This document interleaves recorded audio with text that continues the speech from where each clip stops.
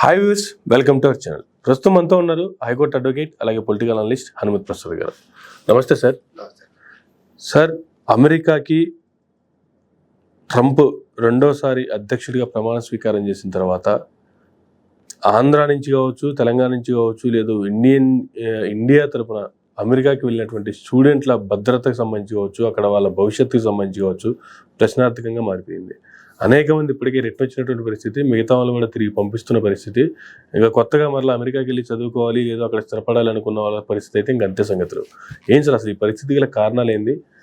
Trump వెనక్కి పంపిస్తే ఇప్పుడు వాళ్ళ భవిష్యత్తుకి సంబంధించి ఏం చెప్తారు అసలు?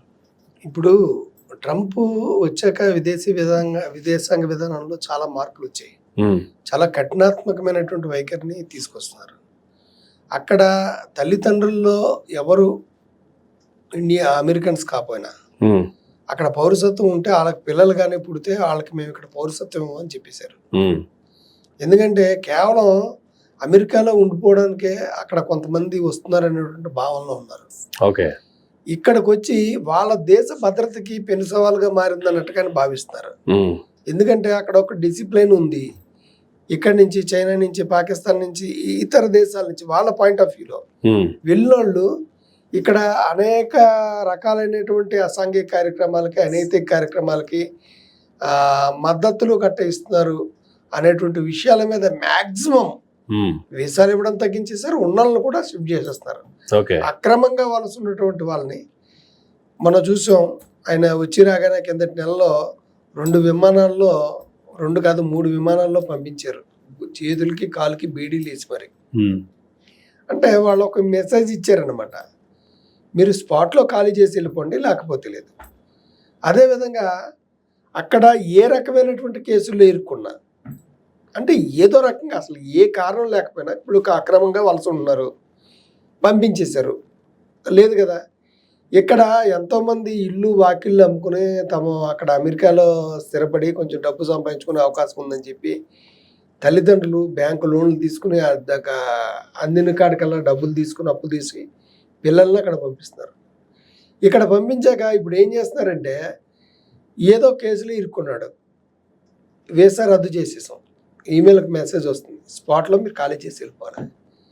వాళ్ళకి 10 రోజులు ఎంతో టైప్ ఇస్తాడు, ఇచ్చేసి వెళ్ళిపోవాలి. లేకపోతే రోజుకి $885 ఫైన్ ప్లస్ జైలు అది కట్టకపోతే. సో ఇలాంటి పరిస్థితులు అంటే కేసుల్లో ఇరుక్కున్నారంటే ఎలాంటి కేసులు అనుకున్నారు? ఇప్పుడు ట్రాఫిక్ చలానా ఏదో పడింది అనుకోండి, అది కూడా కేసు కిందే. ఆ కేసులో ట్రాఫిక్ చలానా కట్టడం జరిగింది, కోర్టులో ఇతను క్లీన్ చీట్ ఇవ్వడం జరిగింది.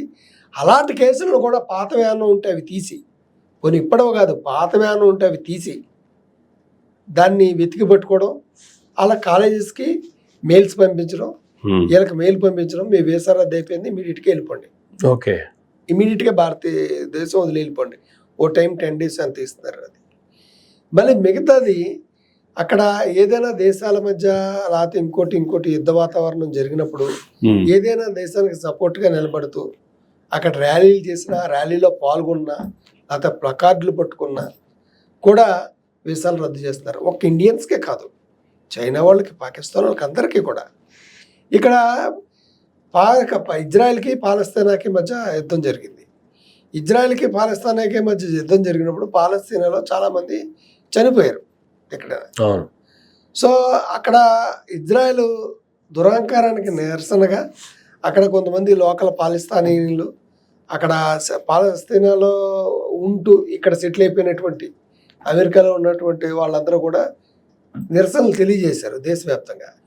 ఆ నిరసనలో భాగంగా ఇక్కడ వాళ్ళు ఉన్నారు కాబట్టి ఆ పక్క స్టూడెంట్ వాళ్ళ ఫ్రెండో లేకపోతే వాళ్ళ ఇంటి పక్క అతను ఎవడో పాలస్తీనియన్ అవుతే వాళ్ళకి సపోర్ట్గా ఈ రకంగా ప్లకార్డులు పట్టుకుని నిరసనలో పాల్గొన్నందుకు కూడా వాళ్ళని ఐడెంటిఫై చేసి, ఓకే ఈరోజు మీరు అమెరికాను వదిలేసి వెళ్ళిపోవాల్సిందే, అమెరికాలో ఉండడానికి ఎట్టి పరిస్థితిలో కుదరదు. ఏదో ఒక టార్గెట్, ఏదో ఒకటి వెతికి వీళ్ళని ఇక్కడి నుంచి పంపించేయడమే వాళ్ళ టార్గెట్. మొత్తం ఏంటంటే ఇక్కడ పరిస్థితి ఏంటంటే, ఇప్పుడు వాళ్ళకి కాలేజీలో సీటు ఉన్నట్టుండి తీసేసి పాయమంటే ఇప్పుడు వీళ్ళకి వచ్చి వాళ్ళ పరిస్థితి ఏంటి, వాళ్ళ భవిష్యత్తు ఏంటి? ఇప్పటి వరకు ఎన్నో లక్షల్లో ఫీజులు కూడా చెల్లించుంటారు కాలేజీలకి. మరి ఆ చెల్లించిన ఫీజుల పరిస్థితి ఏంటి? ఏముండవు, చెల్లించాక ఏముంటది, మధ్యలో వీసా రద్దు చేసింది, నువ్వు అసాంఘిక కార్యక్రమంలో పాల్గొన్నావు, అందువల్ల నీకు టీసీ ఇచ్చేస్తున్నారు. ఇప్పుడు అతనికి రాకపోవడానికి అది గవర్నమెంట్ చూసుకోవాలి. వీళ్ళు సీట్ ఇచ్చారు, అడ్మిషన్ ఇచ్చారు. తెలుగులో ఒక సామెత ఉంటుంది, ఉన్నది భయ ఉంచుకున్నది భయ అని. ఎస్. ఇప్పుడు వీళ్ళ పరిస్థితి ఏంటంటే అక్కడ ఉద్యోగం చేస్తున్న వాళ్ళు కూడా చాలామంది, ఇప్పుడు మనకు కొంతమంది కాంటాక్ట్ చేసి చెప్పారు, అక్కడ ఉద్యోగాలు చేస్తూ వచ్చిందని చెప్పి ఇక్కడ అప్పులు గట్రా చేసి ఇల్లు అవి కొనుక్కొని ఇవన్నీ చేశారు. ఇప్పుడు అక్కడి నుంచి పొమ్మంటే ఇప్పుడు ఈ అప్పులు అవి ఎలా తీరుస్తారు? అక్కడ నుండి క్రెడిట్ కార్డులు అవి చేసి అప్పులు చేసిన వాళ్ళు ఉన్నారు. ఇప్పుడు వీళ్ళు వెళ్ళిపోతే వాళ్ళు ఊరుకుంటారా? ఫైనాన్స్ అక్కడ లోకల్లో కూడా తీసుకుని ఉంటారు కదా. అప్పుడు వాళ్ళు ఇక్కడికి రావడానికి వాళ్ళు ఎట్టి పరిస్థితుల్లో అడ్డీ కొని నువ్వు వెళ్ళిపోతే అలాగా మా డబ్బులు మాకు ఇవ్వాలి కదా అని 4 కేసులు పెడుతున్నారు. గవర్నమెంట్ ఏమో నువ్వు పోవాలంటుంది, ఎక్కడ అప్పులు చేసి ఇక్కడేమో ఎక్కడ అప్పులు చేసి వాళ్ళ పరిస్థితి ఒక రకంగా. విద్యార్థులు ఏంటంటే ఉన్న ఇల్లు పొలాలు ఇవన్నీ అమ్ముకుని ఒక ఉన్నత విద్యను అభ్యసించి అక్కడ సెటిల్ అయిపోతాడు కదా అని అక్కడ పంపిస్తే వీళ్ళు మిడిల్ ఆఫ్ ది ఇయర్లో వాళ్ళని ఉన్నట్టుండి బొమ్మంటే వాళ్ళకి ఇయర్ అంతా వేస్ట్ అవుతుంది. ఫస్ట్ ఇక్కడ కాలేజీలో సీట్ దొరుకుతుందా? దొరికే పరిస్థితి లేదు. ఒకవేళ అసలు ఎక్కడ కాలేజీలో సీట్ దొరికితే అంత దూరం దిగుతారు, ఫస్ట్ పోరు కదా. దొరికినా కూడా సంవత్సరం వేస్ట్ అయిపోయింది కదా. దొరికినా అంత ఫీజు కట్టే పరిస్థితి ఉందా? మళ్ళీను ఇక్కడ చెల్లించాలి. సో ఇవన్నీ కూడా చాలా ఇబ్బందికరమైనటువంటి పరిస్థితులు.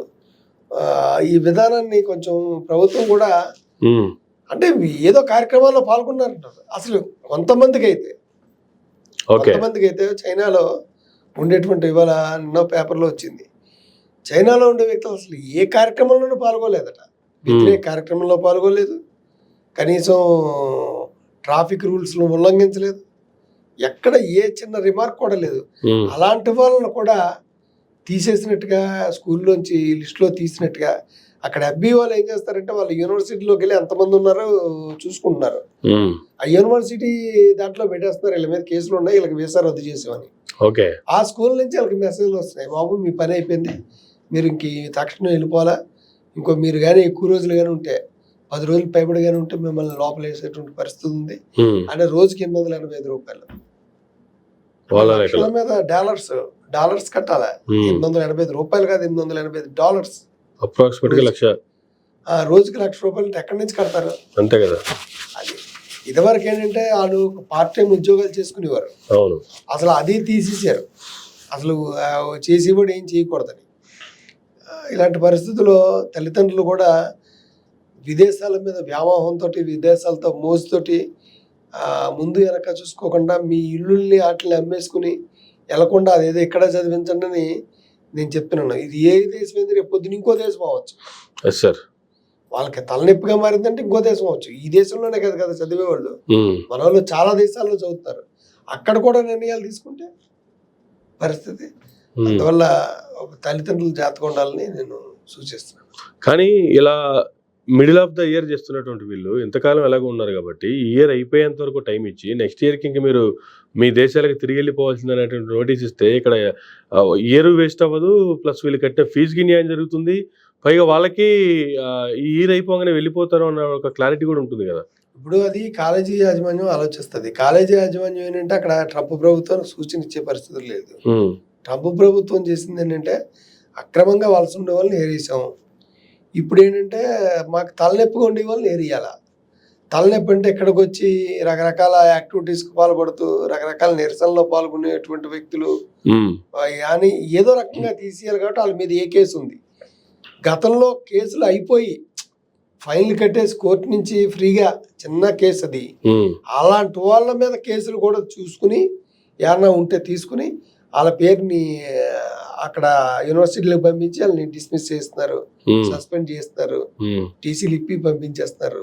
తక్షణం వెళ్ళిపోవాలా, టైం కూడా లేదు, ఇమీడియట్గా వెళ్ళిపోవాలి. ఎక్కడికక్కడ వెళ్తారు, అక్కడ నుంచి రిటర్న్ టికెట్ కుట్టుకోవడానికే దగ్గరలో అయితే ఈ రోజుకి ఆ రోజు చూసుకుందాం అంటే చాలా లక్షల్లో ఉంటుంది.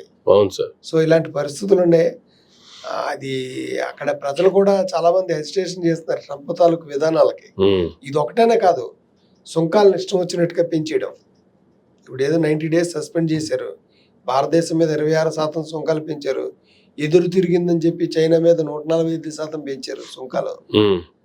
ఇలాగా కొంచెం తలనొప్పిగానే తయారైంది ప్రపంచ దేశాలన్నిటికీ కూడా ట్రంప్ తాలూకు నిర్ణయాలు. Not only India, all world అందరికీ కూడా ట్రంప్ తాలూకు తీసుకున్న నిర్ణయాలు గతంలో ఎప్పుడు చూడలేదు, ఊహించలేదు, కొంచెం తలనొప్పిగా ఉన్నాయి. వీటిని ఎలా డీల్ చేస్తారన్నది చూడాలి. కానీ మిగతా దేశాలకు సంబంధించి ట్రంప్ యాంగిల్లో ఆలోచిస్తే అతను మిగతా వాళ్ళ మీద ఏ విధంగా ఫైట్ చేయాలో ఒక రకంగా తను పైచే సాధించినట్టే. కానీ అమెరికాకి సంబంధించినటువంటి సిటిజన్స్ చాలామంది ట్రంప్ వ్యతిరేక నిర్ణయాల వల్ల లేదా ఆయన చేస్తున్న పనుల వల్ల విసిగిపోతున్నామంటూ లేదంటే ట్రంప్ నిర్ణయాలకి వ్యతిరేకంగా నినాదాలు చేస్తూ ధర్నాలు చేస్తున్నటువంటి పరిస్థితులు కూడా కనిపిస్తున్నాయి. అంటే ఇక్కడ ఎక్కడైతే అధికార పార్టీ ఉందో ప్రతిపక్ష పార్టీ ఉంటుంది. ప్రతిపక్ష పార్టీ ఎప్పుడు కూడా ఎక్కడ ఏ దేశంలో ఉన్నా సరే ఏ అవకాశాన్ని వచ్చిన అవకాశాన్ని వినియోగించుకోవాలని ఉంటుంది. బహుశా అక్కడ ప్రతిపక్షం చేస్తున్న హడావుడి కింద అనుకుంటాం తప్ప ఇతర దేశాల వాళ్ళని తీసి పడేస్తుంటే అమెరికన్స్కి నొప్పి ఏముంటది? వాళ్ళు ఏరుస్తుంటే అక్రమంగా వలస వచ్చారు. అక్కడ చట్టాలు ఏమని చెప్తున్నాయి, వీళ్ళు హడావుడి చేసుకోవాలి తప్ప అక్కడి నుంచి పంపించేయడం వల్ల వీళ్ళకి అదనంగా వచ్చినటువంటి ప్రయోజనం ఏం లేదు. వాళ్ళకేంటంటే అమెరికాని మిగతా దేశస్తులు ముంచెత్తేస్తున్నారు. ఇక్కడ అమెరికాలో నిరుద్యోగులు ఏర్పడిపోతున్నారు. ఎందుకంటే తక్కువ డబ్బుకి ఇక్కడ పనిచేస్తున్నారన్న ఉద్దేశంతో ఇక్కడి నుంచి డంప్ చేసుకుంటున్నారు వర్కర్స్ని. వాళ్ళు అక్కడికి వచ్చి ఏంటంటే స్థిర నివాసాలు ఏర్పరచుకోవడం, ఇల్లు కొనడం, పొలాలు కొనడం, కార్లు కొనడం, వాళ్ళ దేశాల్లో మన దేశాల్లో ఉన్నట్టుగా అక్కడ వ్యవహరిస్తూ ఉండడం, ఇవన్నిటికీ కల్చర్లో టోటల్గా మారిపోతుంది. ఇప్పుడు డిసిప్లిన్ గా కాస్త వాళ్ళకి హెడేక్ గా మారింది. అందువల్ల సాధ్యమైనంత వరకు పంపించేయాలని నిర్ణయానికి వచ్చారు. ఈ రోజు టెక్నాలజీ అంటే వాడుకొని వదిలేయడం, యూజ్ అండ్ త్రో. ఇదివరకు అక్కడ మేధస్సు లేదు. ఒకవేళ మేధస్సు ఉన్నా ఎక్కువ డబ్బు ఖర్చు వెచ్చించవలసి వచ్చేది. తక్కువగా లేబర్ దొరుకుతున్నారు ఏషియా నుంచి. ఏషియా కంట్రీ నుంచి విద్యార్థుల్ని మిగతా వాళ్ళందరినీ డబ్బు చేసుకోవడం, అక్కడ సంపాదించుకుని ఉద్యోగం ఇవ్వడం, జీతాలు ఇవ్వడం. మనకేంటి, మనక్కడ దేశాల జీతాలతో పోలితే అక్కడ చాలా ఎక్కువ కింద. అందువల్ల ఆ రకంగా అన్ని దేశాలను తీసుకున్నారు. ఇప్పుడు టెక్నాలజీ డెవలప్ అయిపోయింది. ఏఐలు, క్లౌడ్ డేటాలు ఇవన్నీ వచ్చేసాయి. దాంతో ఏముందంటే 100 మంది సాఫ్ట్వేర్ ఇంజనీర్లు చేసే పని ఒక ఏఐ వచ్చినోడు చేసేస్తున్నారు. ఏ రకంగా తీసేయాలి చూస్తున్నారు. అదేవిధంగా పుట్టగొడుగుల్లాగా యూనివర్సిటీలు పెరిగిపోతున్నాయి. అక్కడ చూసుకుంటే కొన్ని యూనివర్సిటీలు ఏషియా నుంచి వచ్చిన వాళ్ళని జాయిన్ చేసుకోవడానికే పుట్టాయి. ఇప్పుడు వీళ్ళందరినీ తీసేస్తే అక్కడ వాళ్ళు అక్కడ జనరల్గా చదవరు. ఏషియన్స్ కోసం, యూరోపియన్స్ కోసం కొన్ని యూనివర్సిటీలు ఉన్నాయి. ఇక్కడ నుంచి వెళ్ళిన వాళ్ళందరూ అక్కడికి వెళ్తారు తక్కువ ధరలు.